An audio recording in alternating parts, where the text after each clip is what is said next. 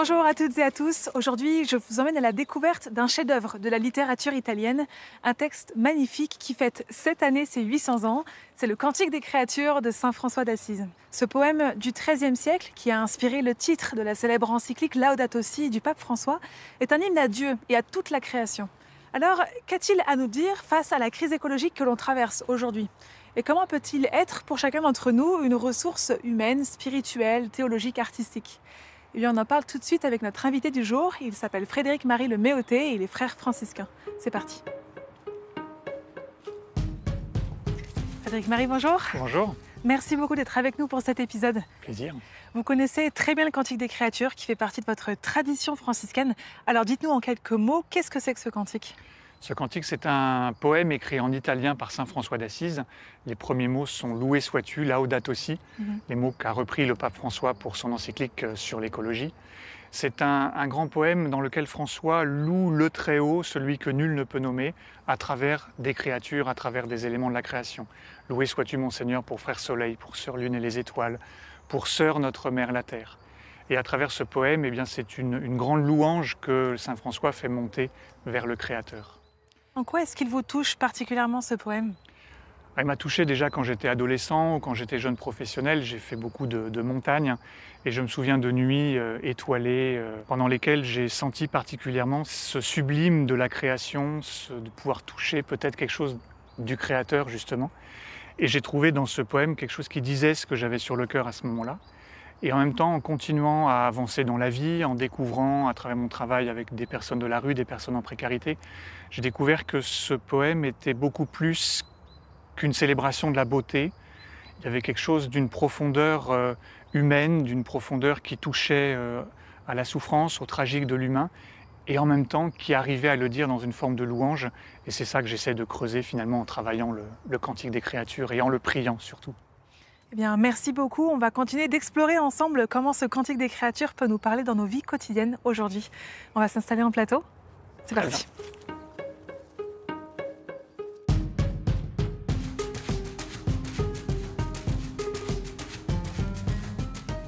Frédéric-Marie, on a souvent parlé de saint François d'Assise comme un saint un peu mièvre, le saint poète qui parle aux animaux.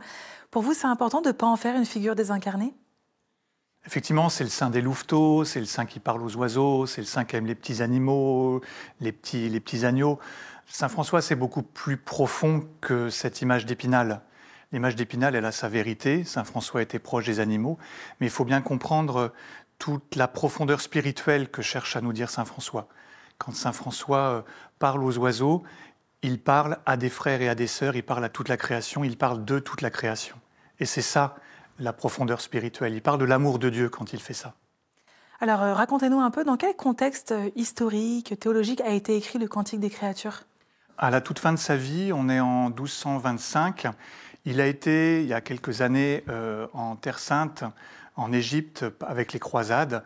Et il a ramené des croisades d'une maladie, sans doute liée au soleil, une maladie des yeux, qui le rend aveugle. Il est soigné par des médecins qui le soignent avec des tisons au fer rouge. Je dis ça pour exprimer le fait que saint François a écrit à la fin de sa vie alors qu'il est très malade, alors qu'il est très souffrant. Ce n'est pas un hymne à la création, justement un peu bêta, un peu poète, mais il écrit ce poème du fond de sa souffrance. Et c'est du fond de sa souffrance, justement, qu'il fait monter cette louange vers le Très-Haut. Saint François a aussi, au début de sa vie de religieux, rencontré un lépreux. Est-ce que cette expérience-là a marqué le Cantique des créatures ? Effectivement, c'est une continuité dans la vie de saint François. J'ai coutume de dire, je dis souvent qu'il n'y a pas de cantique des créatures sans le baiser au lépreux. Le baiser au lépreux, c'est le début de la vie de saint François. Il se convertit, il cherche le Seigneur, il ne sait pas comment le prier, le trouver, le chercher. Et il rencontre un lépreux, il va descendre de cheval, il l'embrasse. Et dans cette rencontre avec le lépreux, il va entrer dans un autre type de relation au monde, à ses frères et à ses sœurs. À travers celui qui était malade, à travers celui qui était l'infirme, à travers celui qui était exclu des murs de la ville, à travers celui aussi, la lèpre, c'est une maladie qui défigure beaucoup, à travers cette répugnance, il va découvrir un frère. Et c'est le fil rouge de la vie de saint François, de découvrir des frères et des sœurs, là où finalement on s'attend à voir des malades avec le lépreux, là où on s'attend à voir un ennemi avec le sultan d'Égypte, là où on s'attend à voir juste finalement le soleil, la lune. Non, frère soleil, sœur lune et sœur les étoiles. Et à ce moment-là, c'est toute la création qui devient fraternelle. C'est vraiment le fil rouge de la vie de saint François. Est-ce qu'il y a un écho qu'on pourrait faire entre ce que vous dites et l'encyclique Laudato Si, le cri de la terre, le cri de la création, le cri des hommes? Est-ce que c'est à peu près la même dynamique? Oui, tout à fait. Le pape parle de fraternité sublime avec toute la création. Le fait que tout est lié. Mais tout est lié pas simplement parce qu'il y a des causes et des effets, tout est lié pas simplement parce qu'on est lié par un système économique, par exemple. Tout est lié parce que nous sommes frères et sœurs. Alors vous avez commencé un peu à y répondre, mais j'aimerais qu'on aille ensemble un peu plus loin. De quoi il nous parle, ce cantique des créatures, qu'on appelle aussi le cantique de Frère Soleil d'ailleurs? Ce cantique, finalement, il nous parle de désappropriation. Au début de sa vie, saint François veut être chevalier, il rêve de gloire, il rêve d'honneur, il rêve d'épouser la plus belle femme d'Assise, etc. Et il va faire la guerre, il va découvrir la brutalité, la violence de la guerre. Il va revenir en étant, on dirait aujourd'hui, en dépression. Et ses biographies décrivent une première expérience quand il va dans la campagne d'Assise. Son biographe écrit que les campagnes, le bois, les bois, les vignes avaient perdu leur attrait. Ce qui est intéressant dans cette citation-là, c'est que le bois, on en fait des meubles, la vigne, on en fait du vin, les champs, on en tire la nourriture.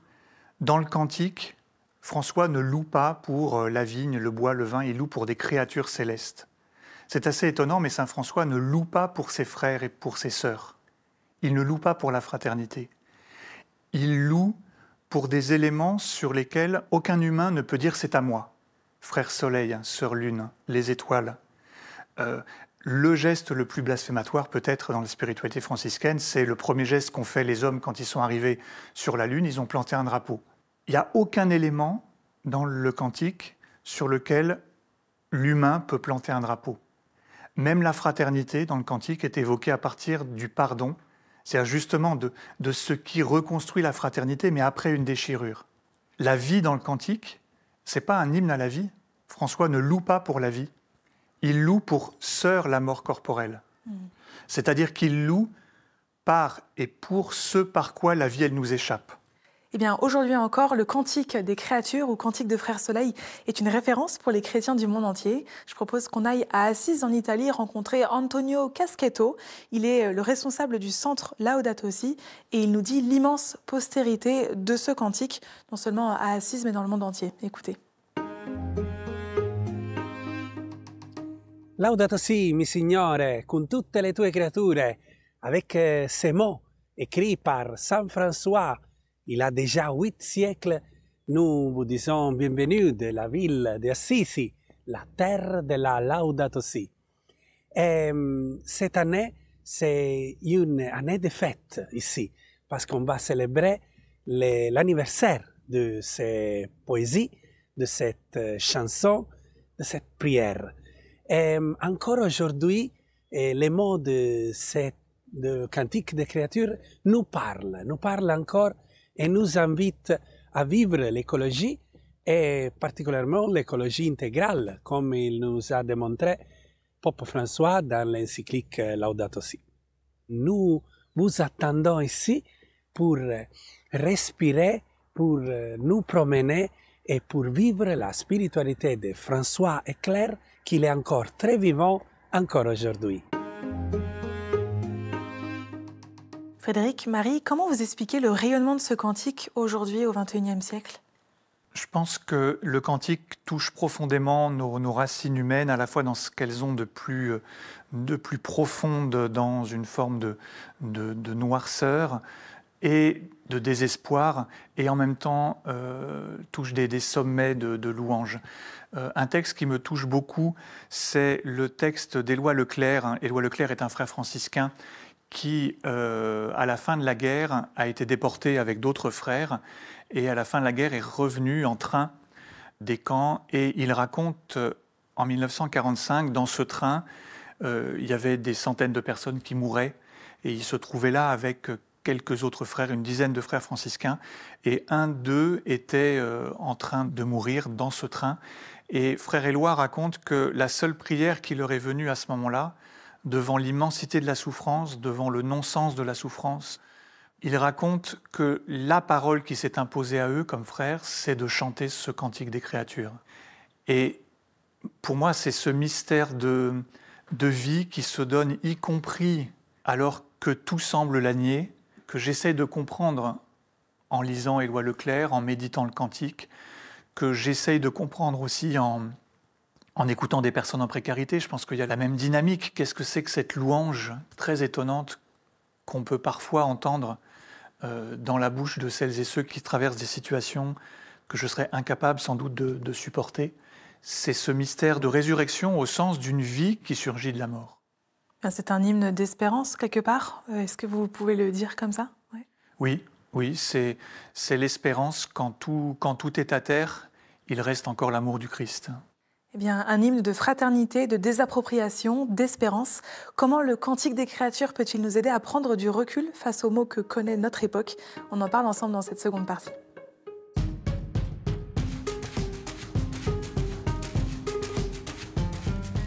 Frédéric Marie, le Cantique des créatures, on l'a dit, fête ses 800 ans cette année, dans un monde, me semble-t-il, qui n'a jamais été aussi abîmé, aussi fragilisé, aussi divisé. Je pense évidemment à la crise écologique que l'on traverse, je pense aux conflits qui se multiplient partout autour de la planète. En quoi est-ce que, selon vous, il peut nous éclairer face à la gravité des événements qu'on rencontre? Justement par cette insistance sur la fraternité. C'est-à-dire là où nous voyons des impossibilités, là où nous ne voyons que des ennemis, nous pouvons trouver des frères. Alors, ça ne se fait pas d'un claquement de doigts, ça demande une attitude spirituelle, ça demande une ouverture, peut-être une mise en danger, mais en tout cas, nous faire dire que dans l'amour de Dieu et dans le projet de Dieu, qui est un projet d'amour, de gratuité, d'amour jusqu'au bout à travers le Christ, eh bien, il n'y a rien qui ne peut être plus fort que cet amour, justement. Ça nous engage à une confiance totale, une confiance dont nous ne voyons pas le terme peut-être. Aujourd'hui, comment on va se sortir effectivement des crises que nous avons devant nous, je crois que personne ne le sait, mais le cantique et plus largement notre espérance dans le Christ nous aide à poser le pas que nous avons à poser le geste que nous avons à poser la réconciliation, la parole d'amour que nous avons à poser, et à poser cet acte de confiance et d'abandon, de se dire que cette parole d'amour, eh bien, elle trouve un écho auprès de Dieu et elle trouvera un écho dans notre histoire. François d'Assise parle de Sœur notre Mère la Terre dans le cantique, on le disait tout à l'heure. Ces mots sont parfois mal compris des catholiques. On dit parfois que François voulait diviniser la nature. Qu'est-ce que vous répondez à ça? Non, François ne veut pas diviniser la nature. Par contre, il trouve dans la nature, qui a été créée bonne, très bonne, il trouve dans la nature les traces que le Créateur a mis à son image, en fait. Voilà. Saint François ne loue pas, par exemple, pour Mère la Terre, ou simplement pour Mère la Terre. Il loue pour Sœur notre Mère la Terre. C'est-à-dire que dans la relation qui s'établit entre l'humain et la Terre qui gouverne et qui nourrit, cette relation de dépendance, elle est une relation d'égalité. Et du coup, Saint François n'est pas panthéiste, mais pour utiliser un mot un peu technique, on dit panenthéisme, c'est-à-dire en toute chose, Dieu est présent. Dieu est présent en toutes ses créatures, Dieu est présent dans sa création.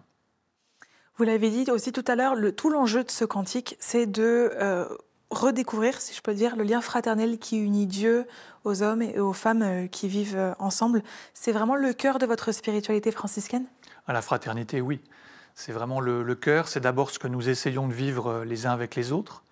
C'est-à-dire la vie fraternelle, c'est ce petit laboratoire minuscule quand 4, 5, 6, une dizaine, voire une quinzaine d'hommes vivent ensemble. Des hommes qui ne se sont pas choisis, des hommes qui n'ont pas la même culture forcément, et qui pourtant au quotidien eh bien, doivent, plus que se supporter, doivent s'aimer. Et ça demande un peu de gymnastique intérieure. Un hymne donc au lâcher-prise, au don, à la gratuité. Comment l'incarner dans nos vies quotidiennes? On en parle ensemble dans cette troisième partie.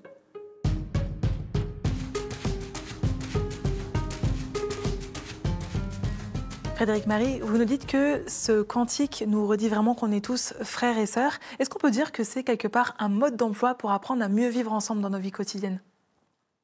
J'aime pas le terme mode d'emploi parce qu'il semble évoquer une espèce de recette, voilà, comme on montrait un meuble, faut prendre le marteau puis taper là. Si la vie fraternelle c'était aussi facile que ça, on aurait moins de problèmes. Mais il nous donne des pistes intérieures pour vivre. Saint François insiste beaucoup, par exemple, sur le danger de l'égoïsme. L'égoïsme dans nos rapports les uns avec les autres. Le cantique nous invite justement à cette attitude des mains ouvertes, de ne rien posséder. C'est là que la pauvreté franciscaine trouve sa racine. C'est moins une pauvreté comme exploit sportif parce que je suis plus pauvre que les pauvres. C'est être désapproprié de soi-même, c'est-à-dire être les mains ouvertes non seulement devant Dieu, mais devant les autres. Saint François dit à un moment donné que les autres ne nous voient pas comme des compétiteurs, comme des ennemis. Comment est-ce que je vais vers des personnes qui peuvent me faire peur, à moi, justement sans leur faire peur et en étant mineur? C'est-à-dire, non pas en cherchant à les dominer, mais en les rencontrant depuis le bas, si je peux dire les choses comme ça. C'est l'expérience que vous faites depuis plusieurs années auprès des personnes en précarité. Exactement. Est-ce que je vais vers elles avec tout mon attirail de bons sentiments, de sandwich quand je fais des maraudes, et puis en me donnant le beau rôle, voilà, regarde-moi, je te donne, regardez comme je suis bon, je donne. Ou est-ce que je peux permettre à l'autre de me donner ce qu'elle peut me donner et de me donner ce qui me manque et d'essayer de trouver cette forme de réciprocité avec elle. Une autre dimension que j'aimerais creuser avec vous, c'est comment est-ce que le Cantique des créatures peut nous aider à retrouver du sens vis-à-vis de la terre qui nous nourrit, la terre sur laquelle on marche au quotidien. Pour ça, je vous propose d'aller faire un tour à l'éco-centre spirituel du Châtelard, près de Lyon, où les jésuites ont décidé de créer des jardins éco-spirituels. Alors, à quoi est-ce que ces jardins servent? Eh bien, je vous propose de regarder ce reportage de Laurent Saraoui et Mélissa Bronsard.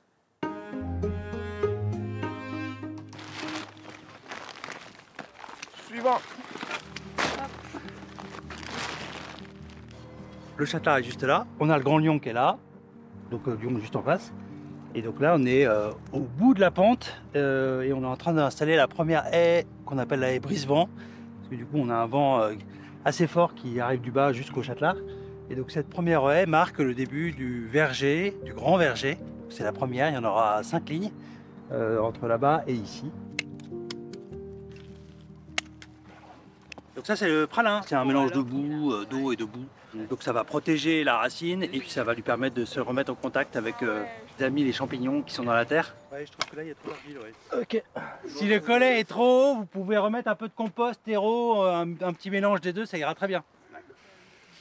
La première étape, donc, c'est cette haie brise-vent qu'on va faire là. Donc ça sera pour la première année. Et après la deuxième année, il y aura un grand chantier sur toute cette partie ici, là, ce qu'on appelle le verger potager. Donc il y aura 4 lignes qui vont être faites avec différents bacs vraiment dans la pente. Où on va voir tout un tas, des jardins des sauges, des vergers potagers plutôt de légumes. Et après, on viendra compléter avec la haie de petits fruits, donc framboises, groseilles, etc. Sur la partie biodiversité, on va introduire des nouvelles espèces. Et ces espèces, on fait en sorte qu'elles soient toujours estampillées végétales locales. Vous avez tout ce qui est aubépine, sureau, les sorbiers, vous avez fusain, voilà, des choses qui peuvent être là, hein, où nous on a plutôt essayé de chercher des espèces qui n'étaient pas trop présentes ici. Chaque plante a quelque chose à nous raconter. On a fait le reporting de toutes les espèces mentionnées dans la Bible. Un des exemples qu'on a trouvé chouette, on a trouvé l'espèce de vin de table qui était utilisée pour les noces de Cana. On va l'installer ici. Alors voilà, donc on est content si elle arrive à bien pousser parce qu'on est encore dans un climat plus frais que dans le sud. Mais voilà, ça sera une noce de Cana avec les vins d'ici. Voilà, il y aura une belle histoire à raconter. Devant vous ici, vous avez l'usine de compostage du Châtelard. Et je n'aime pas trop le terme usine, hein, je préfère l'univers vermicole. Tous ces œufs de vers de terre là, ça va éclore au pied des arbres, ils vont continuer leur vie.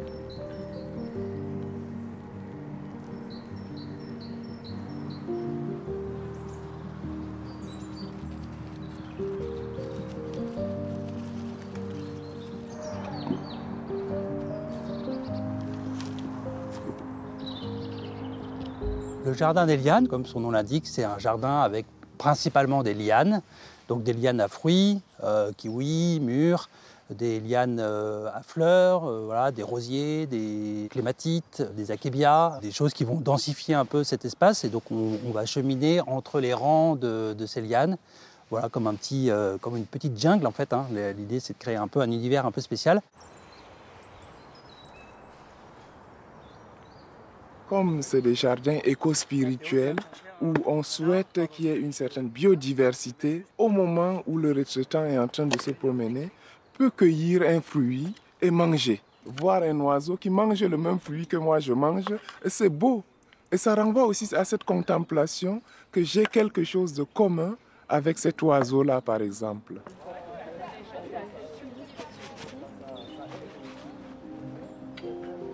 La démarche du Châtelard s'inspire beaucoup de Laudato Si, notamment des 4 relations fondamentales. Il y a la relation à soi, il y a la relation à l'autre, à la création et la relation à Dieu. La relation à soi, elle est évidente puisque je suis en relation avec mon corps et je l'entretiens. La relation aux autres, à travers ce que nous essayons de promouvoir de 9 jardins, c'est que là, nous ne travaillons pas seuls, nous travaillons avec des bénévoles. Dans les chantiers participatifs, il y a des demandeurs d'asile, des bénévoles, donc on est avec d'autres. Comme on est en train de mettre cela en place, non seulement pour nous, pour la création, donc les oiseaux, les abeilles, ainsi de suite, et la relation à Dieu, elle est aussi là, puisque tout cela qui nous amène à l'émerveillement, c'est le Dieu créateur qui l'a fait. Frédéric Marie, qu'est-ce que ça vous évoque, ce projet au Châtelard ? Ce que je trouve très beau, c'est que dans ce projet et dans le reportage, on voit bien que ce sont des vies qui essayent de se tisser. Des vies aussi bien végétales à travers évidemment les arbres qu'on plante, on voit ces vers de terre, on voit ces abeilles. Je pense à l'allusion aux demandeurs d'asile, c'est-à-dire ce sont ces personnes humaines, ces animaux, ces végétaux qui essayent de trouver une façon d'habiter ensemble le même lieu. Et je ne crois pas que le mot Dieu soit cité dans le reportage. On voit des gens qui cultivent, qui ne font que mettre des arbres en terre. Mais derrière, pour moi, c'est ce chemin d'harmonisation entre ces différentes vies, ces vies qui cherchent un chemin ensemble. C'est ce que Bruno Latour appelle la dépendance. Il a ce beau concept. Il dit l'enjeu pour le XXIe siècle, par rapport aux enjeux écologiques, mais pas seulement, quand on voit ce qui se passe aujourd'hui, c'est d'apprendre à dépendre. On a construit nos personnes, nos sociétés, sur la notion d'autonomie. Je suis tout seul, donc je suis libre. Et ma liberté s'arrête là où commence celle des autres, mais là on commence à voir qu'il y a un petit problème. Comment est-ce que je découvre que je dépends des autres et que je peux être libre, que je peux grandir tout en dépendant des autres ? Alors, il y a des dépendances, je ne veux pas non plus idéaliser la dépendance. Les personnes pauvres, elles vivent des dépendances qui ne sont pas libératrices. Mais découvrir que je dépends d'un lopin de terre, découvrir que je dépends de relations familiales pour vivre, de relations amicales, découvrir que je dépends de tout un environnement finalement, et me découvrir partie prenante d'un écosystème de vie qui grandisse. Alors pour terminer cette émission, je vais vous emmener dans un lieu que vous connaissez très bien, Frédéric Marie, l'ermitage de la Cordelle à Vézelay, un lieu magnifique en Bourgogne. Nous sommes allés rencontrer 3 de vos frères qui sont installés là-bas et qui essayent de vivre ce qui fait le cœur de votre spiritualité franciscaine, la prière, la fraternité, le respect de la création aussi. Et pour vivre cela concrètement, ils ont créé ensemble un jardin et un potager qui réjouit particulièrement frère Patrice. Regardez. À la Cordelle, c'est vrai qu'on a voulu, dès le début de notre nouvelle petite fraternité, là, développer cet aspect de la vie à la Cordelle, parce que d'abord le cadre s'y prête, on a un site magnifique, un grand jardin, et qu'on trouve que ce serait presque irresponsable de notre part que de ne pas en faire un lieu de respect, d'hommage à la beauté et à la force de la création qui passe par le travail des mains et par la possibilité de la faire fructifier, la terre. Hein. Et donc, pour nous, ça allait de soi qu'il fallait faire un jardin parce que c'était une manière d'honorer la vocation propre de la terre. Et dans un site comme ça, c'est essentiel. Et pour moi, le cantique, c'est vraiment un antidote puissant qui me rappelle au quotidien que la création, elle est d'abord belle et bonne et voulue comme telle par le Créateur. La création est belle et bonne, elle est voulue par le Créateur. Vous êtes d'accord avec les propos de votre frère? Ah oui, à 100%. Et puis elle nous est donnée gratuitement. Je crois que la gratuité, c'est aussi quelque chose de très important, justement, dans le don. Et l'amour de Dieu nous est donné gratuitement. Ça a l'air tout bête comme affirmation. Et on le répète souvent, l'amour de Dieu est gratuit. Je trouve que très souvent, on rajoute un « oui, mais ». Oui, mais il faut se comporter correctement. Oui, mais est-ce que j'en suis vraiment digne? Comment faire pénétrer dans nos cœurs profondément cette gratuité de l'amour de Dieu? Je n'ai besoin de rien d'autre que d'être ce que je suis pour Dieu lui-même. Je n'ai pas besoin de surjouer ce que je suis. Simplement, je suis aimé. Point. Merci beaucoup Frédéric-Marie Méhauté d'avoir été avec nous pour ce bel épisode. Merci à chacune et chacun d'entre vous de nous avoir suivis derrière votre écran et je vous dis à très bientôt pour une nouvelle émission Génération Laudato Si'.